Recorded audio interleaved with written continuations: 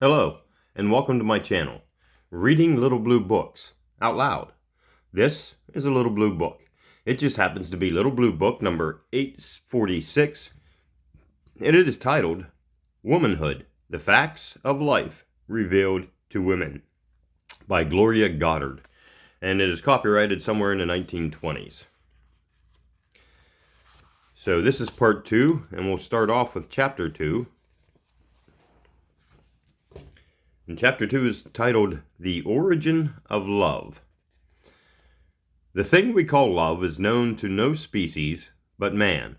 The urge toward mating is in all plant and animal life, taking place at such times and places, and in such a manner as is most valuable to the species. No one, even the most prudish, regards the mating of animals as shameful.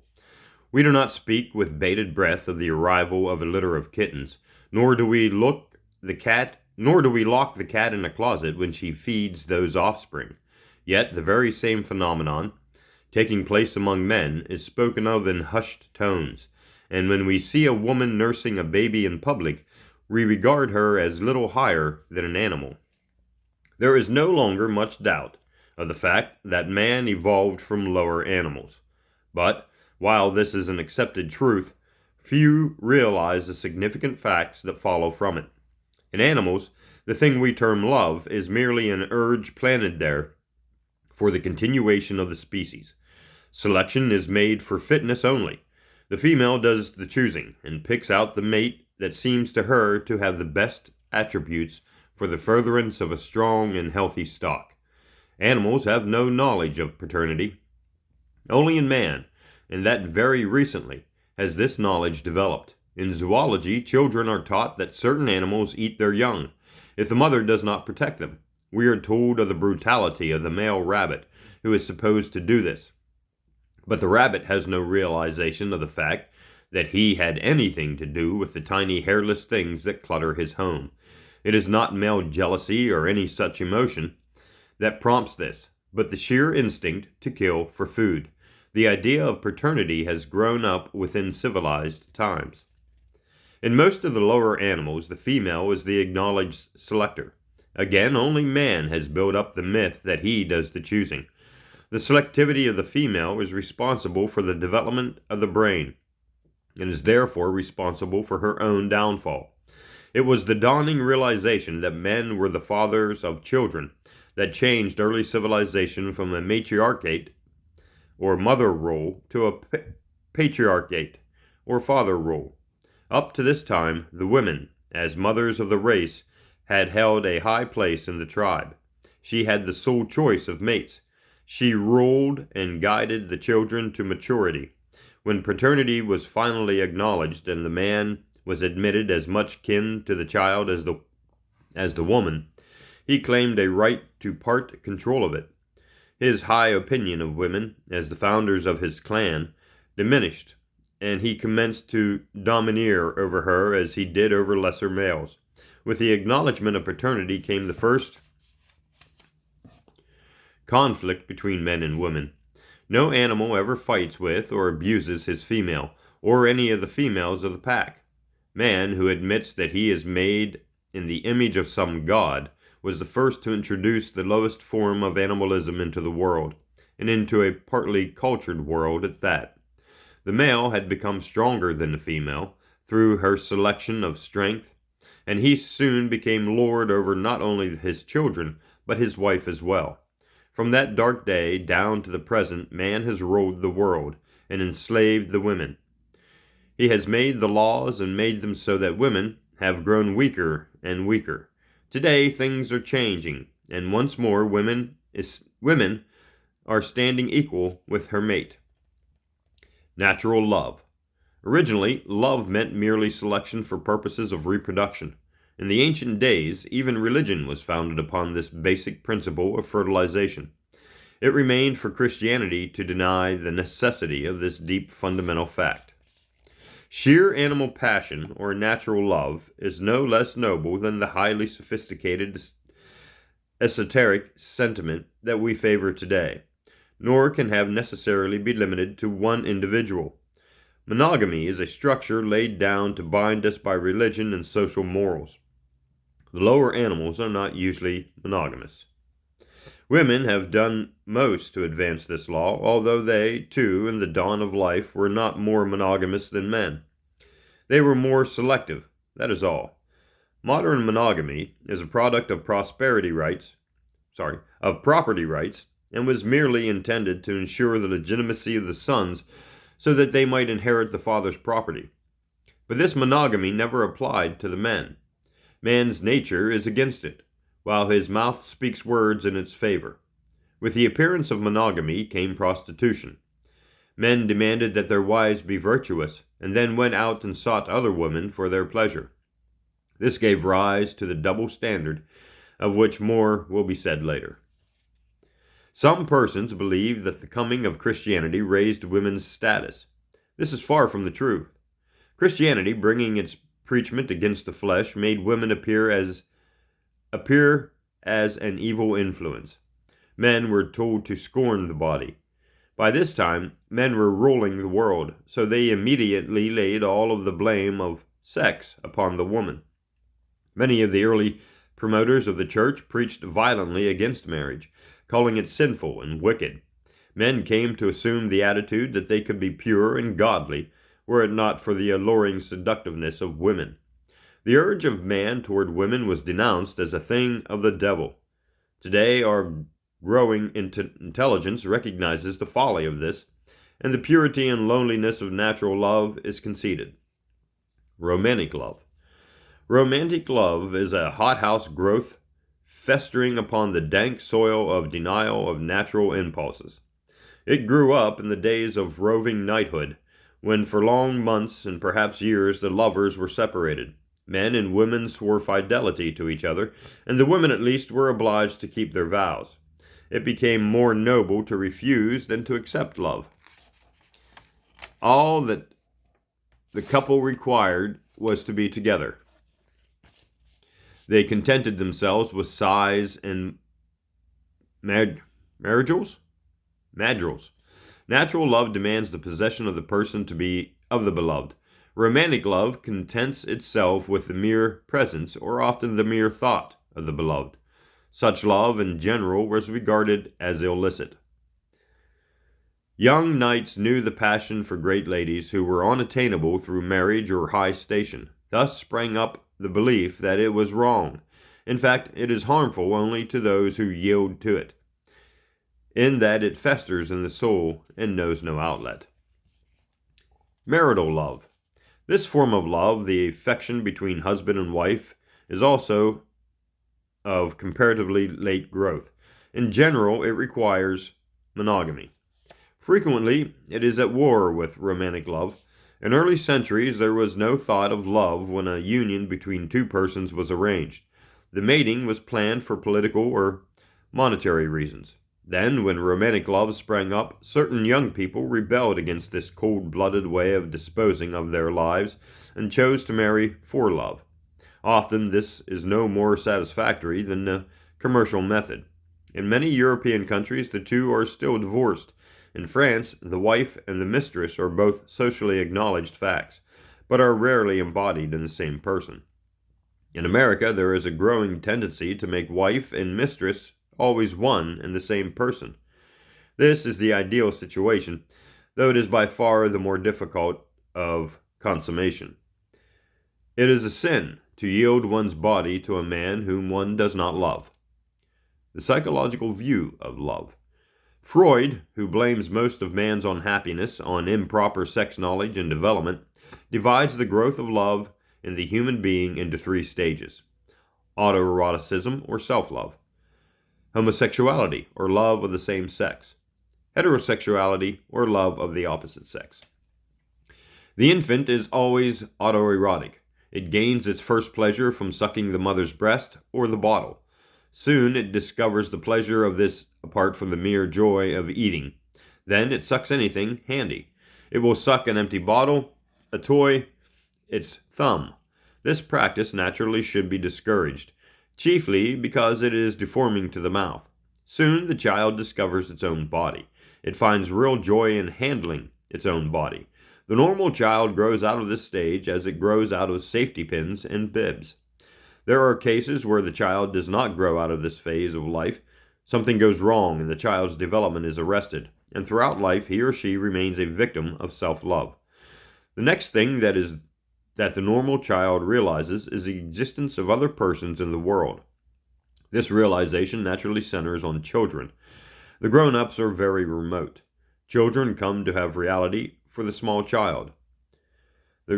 She recognizes something akin to herself, and since she has no way of knowing differently, she assumes that all children are physically equipped like herself. Boys and girls are alike to her. She does not know that there is any difference other than clothes between them. Her affections are drawn away from herself to others, and usually center upon some older girl. This is the period of homosexuality. Its most common manifestation is the schoolgirl crush on an older girl, or a favorite woman teacher. This is the most dangerous period for the girl's future happiness. If she chances to place her affection in a girl or a woman who is emotionally biased, she may ruin her life or at least seriously damage it. Homosexuality, put into physical practice, definitely retards the mental growth of the person. The right sort of friendship at this stage can lead the girl through the period without any danger. Mothers in general should not encourage their daughters in friendships for older girls. It is better to drain off this urge in friendships for girls of an equal age. A great number of children actually practice onanism, or self-love, and homosexuality. In general, parents are horrified by the thought of such things. The danger arises if the child does not normally grow out of these practices. They are the lowest forms of love merely because they are obviously sterile forms. From these two stages, the normal girl or boy passes to the third when she or he reaches adolescence. This third stage, heterosexuality, is the ultimate love development, in that it signifies love for the opposite sex. The young boy has at least matured and grown into harmony with natural laws. This is the highest form of bodily contact with human beings. This is the ultimate threshold of womanhood. The girl who reaches this point and goes on into life with the proper regard for the opposite sex is a woman. Those whose development is retarded and whose inclinations linger in one of the earlier stages never fully achieve their true womanhood. Chapter 3. Mating. Women's equality. As we have shown before in this little blue book, woman in the dawn of man's history was acknowledged as superior. It was women who mothered the race, therefore she was allowed to rule the clan. With the coming of paternal knowledge, women sank, until in the days when civilization had reached its highest point in Greece and Rome, women were merely a chattel. This was not wholly true, even then. In the Old Testament, lineage was always traced through the mother, showing that the matriarchal idea still lingered. In Greece, Rome, and Egypt, women were politically men's equal, at least in the matter of property rights. With the coming of Christianity, women reached her lowest point in the social scale. She became hardly more than a breeder. Men ruled the world and their homes with equal rigor. But slowly, during the past 100 years, women have been winning back her rightful position. The very nature of women's duty, her motherhood, may keep her from ever fully sharing all of man's activities, but she can and will be equal in importance and in power. The first thing for her to realize is that she must concentrate on shining in those lines of endeavor where she has supremacy, and leave to men the other fields of endeavor. Man has built up a civilization of dollars and things. It remains for women to reconstruct this to a civilization of persons. Millions of dollars are spent yearly to produce better cattle, and almost nothing is spent for better babies. It remains for the women to see that this condition is altered. Already they have done a great deal. 100 years ago, women had no voice in the government.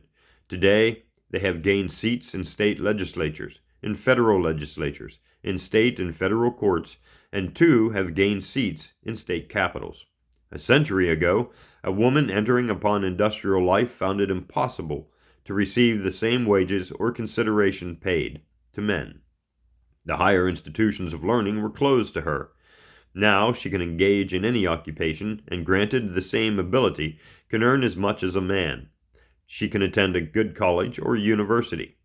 Worst of all, 100 years ago, she was completely dependent upon a man for her very livelihood. Her choice was limited. She must choose between being the wife, mistress, or spinster daughter of a man.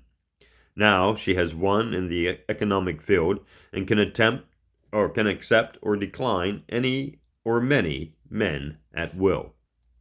This last is the utmost importance and has done more than anything else to change women's status and to give her love life a chance to blossom normally. A woman of a century ago had neither the opportunity nor the ability to choose the man she wished for husband or lover. She was dependent upon a father, who sold her to the highest bidder. Her wishes were rarely consulted. The father had reared her, and he decided who would undertake her future support. A woman unable to support herself could not afford to refuse a man when he offered to marry her. Now any woman can support herself. She is limited only by her education, which she can make as little or as great as she chooses, and by her abilities. But there is some path of economic independence open to every woman. She need no longer wait for a man to marry her so as to ensure her future safety. She can pick a mate or decline one at will. This, more than anything else, will help to put love relationships upon a footing of decency and equality. When a man marries a woman not because the woman needs support, but because she loves him, there will be less chance or need for illicit and clandestine lovers. The right of choice. Those who oppose women's entry into industry, when defeated on every point, fall back upon the absurd notion that it will tend to make woman bold, incline her to do the choosing of a mate. Naturally, men resent this. It will take from them their lordship. They will no longer be able to feel themselves masters in their own homes. Nothing better for civilization could happen. There should be no master in any home. Men and women should rule equally.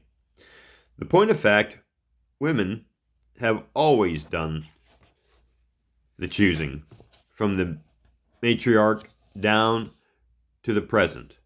To be sure, daughters have been married off according to parental agreements, but where this custom has prevailed, the sons have been similarly treated. Marriages were arranged by the families with little regard for the young persons. In America, the large majority of young people are allowed to decide for themselves in the matter of marriage, and the women do the choosing. Oh, they don't actually propose. Their tactics are far more subtle. Tantalizing frocks, alluring rouge, provocative perfumes, all do their part toward luring the man on. From among several young men, it is the girl who makes the choice, and does it so cleverly, and perhaps so unconsciously, that the young man thinks all credit is due to him. When the daughters are inept, the mothers are usually on hand to help. This is right, only it should be frankly admitted, rather than cloaked under a veil of hypocrisy. For the good of the race, women are the better choosers. Man, whose only instinct is the biological urge to fertilize, pursues all women, and takes those whom he can get. From among a group of women, he is sure to take the least clever, the one who is slow-witted in eluding him, the one whom he can get. To be sure, he may try to pick the most beautiful, but usually her beauty covers an empty head, and he doesn't care.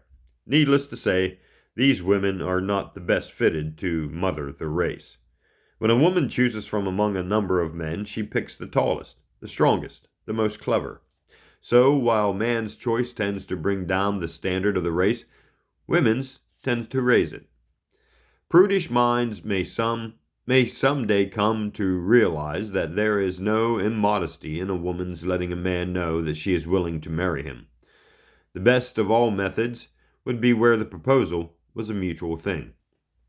And I think we'll stop there for part 2, and I will see you in part 3. Thanks for listening.